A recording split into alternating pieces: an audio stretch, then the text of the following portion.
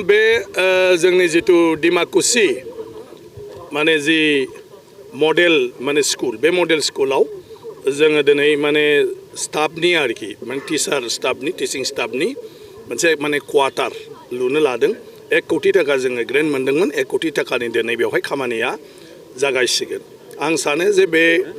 फोरोंगिरिफोरनिया बे स्कुल केम्पासाव जुदि थानायनि बेबस्था जायो अब्ला सोलोंथाइनि मोनसे मोजां आबहावा बेवहाय जागोन आं बेखौ मिजिंथिदों आरो इयुनाव बे मडेल स्कुला माने जि मोनसे थांखिजों सरकारा बेखौ गायसनदों बे हिसाबै जोंनि गथ' गथाया बेवहाय फरायनानै गासैबो जितु कम्पिटिटिभ एग्जामनि गेजेरजों बिसोर केरियारखौ होसोनो हायो बेखौ बे फरायसालिनि फरायसाफ्रा होसोनो हाहैनायनि मोनसे आबहावाखौ बेवहाय दाफुंनो हागोन ना एडभान्टेज आसामावथ' जालांबाय आरो जोबोद मोजां जे बे एडभान्टेज आसामाव फ्राय 5 लाख कोटी रां इनभेस्टमेन्ट खालामनो थाखाय बायदिसिना माने कम्पेनिया एजेन्सिया दिनैहाय बाथ्रा होबाय खोथा होबाय फोसावबाय एग्रिमेन्ट खालामबाय दा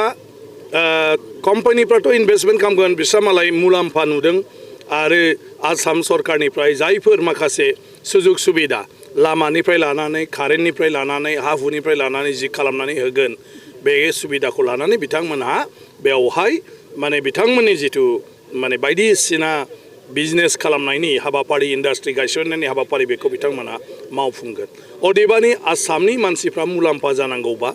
दानिफ्रायनो जोङो बेफोरखौ उदिस लानानै बेफ्राव जोंहा मा खाबु दं जों माब्रै खामानि मोनगोन माब्रै खामानि मावनो हागोन माने बेफोरखौबो जों दानिफ्रायनो उदिस लानानै बिनि थाखाय थागथियारि जानांगौ दा गुबैयै जोंनि बर'फोरनि साननाय हनायफ्रा दा जोंना एसे माने गावबा गावनो सोलायनांगौनि सम फैबाय मानो होननानै बुङोब्ला दिनै 5 लाख कोटी रांनि जितु इनभेस्टमेन्ट बे गोरलै बाथ्रा नङा बेजों गासै आसामानो सोलायलांसिगोन आरो गासै आसामनि जितु समाजारि जिउ बेनो गासिबो सोलायगोन रांखान्थियारि बिथिङाव गासिबो दावखोलांनो हागोन आरो रांखान्थियारि बिथिङाव जेब्ला मोनसे जायगाया दावगालाङो अब्ला गुबुन गुबुन माने हारि माहारिफ्राबो गावबा गाव बिथिङाव गासिबो जौगासारलाङो ओंखायनो बर'फ्राबो दा बेफोरखौ एसे जोङो स्टाडि खालामनांगौ एडभान्टेज आसामाव सोर बायदि कम्पानिफ्रा मा हाबायाव बिसोर इनभेस्ट खालामनो नागिरदों आरो बेफ्राव जों माबायदि बाहागो लाफानो हायो आरो जोंबो माब्रै बेजों जौगाखांहोनो हायो आरो बेफोर जि प्रजेक्ट स्किमफोर बेफोरखौ जोंनि बड'लेण्डआवबो बा जोंनि जायगायावबो जों खालामनो हायो नामा व्यक्तिगत भाबै रोंनाय रानाय आरो थाखा फैसा बेपार बानिज्य खालामनाय मानसिफ्रा सोरजोंबा माने सुक्ति खालामनानै कन्ट्राक्ट खालामलायनानै जयैनो बबेबा खामानियाव हाबफानो हायो नामा मावफानो हायो नामा बेखौ जोङो दा साननांसिगौ आरो बिनि गेजेरजोंसो जोंनि जायगायाबो दावगालांगोन नङाब्ला गासै आसामा जौगालाङोब्लाबो बर'फ्रा नाथाय जोङो थालांगोन ओंखायनो गमामायैनो जुगा सोलायमारबाय समा सोलायमारबाय बेखौ जों बयबो एडभान्टेज आसाम 2.0 2.0 बिनिफ्राय जों बयबो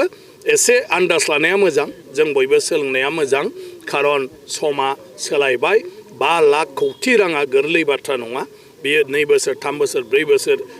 जेब्लाखि जोबाथों मानो बे खामानि मावनाया नाथाय बिनि गेजेरजों जोंनि गासैनिबो जिउआनो सोलायनाय फैगोन आरो जोंबो बेजों दा सोलायफानांगौब्ला गासै माखासे बाथ्राफोरखौ गावजों गाव नांलायनाय सोंखारिलायनाय फिसा फिसौ खोथायाव दाय हमलायबाय थानाय बेखौ जोङो दा नागारनानै एडभान्टेज आसामनि गेजेरजों जि जानो थांगासिनो दं बेखौ जों बुजिनो मोनथिनो आरो माब्रैहाय जों खाबु लानो आरो बिनि थाखाय जों माबायदि गावखौ दानांगौ बिनि थाखाय जों साखाफारा जानांगौ दा माखासे बेवहाय स्किल एडुकेसननि माने बेबस्था लानो नागिरदों गभर्नमेन्टआ बे स्कुल एडुकेसननि बेलायाव जोंनि साफ्रोमबो जि माने सेंग्रा सिख्लाफोर दं जायफ्रा मास्टार्स खालामबाय जायफ्रा डिग्री कमप्लिट खालामबाय जायफ्रा मेट्रिक पास खालामदों जायफ्रा इन्जिनियार फरायनानै ओरैनो दं बिकम फरायनानै ओरैनो दं बिसोरो बेफोरखौ उदिस लानानै आं सानो जे बे स्किल एडुकेसन जितु होगोन गासै बिथिङावनो माने आखा फाखा जानो थाखाय बेफ्राव जोंनि गासै सेंग्रा सिख्लाफ्रानो बाहागो लानांगौ आरो स्किल जानांगौ आरो बेवहाय जोंबो गासिबो बारसोमनांगौ होमब्लासो जोङो गासिबो आथिखालनि मुगायाव गुबुनफोरजों समान समान गासै बिथिङावनो जोङो दावगालांनो हागोन